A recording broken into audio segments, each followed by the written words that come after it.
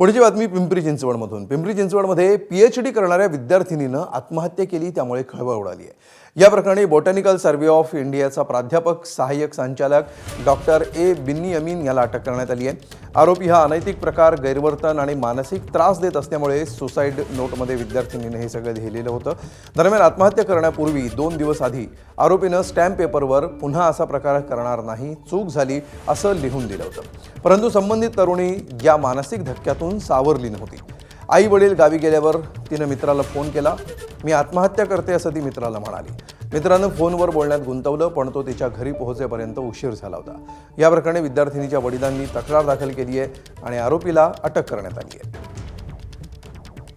काल शनिवारी दुपारी 12च्या दरम्यान आम्हाला कॉल आला की एका 27 वर्षाच्या महिलेने तिच्या घरामध्ये सुसाईड केलेलं आहे, गळफास घेऊन आत्महत्या केलेली आहे। पीडितेने सुसाईड केल्यानंतर त्या ठिकाणी आम्हाला एक सुसाईड नोट मिळालेली आहे आणि त्या सुसाईड नोटमध्ये तिने तिचे जे PhDचे गाईड आहेत डॉक्टर बेन्नीयामीन यांनी तिला मिसबिहेव केलेलं आहे, मिसकंडक्ट केलेला आहे असा उल्लेख आहे।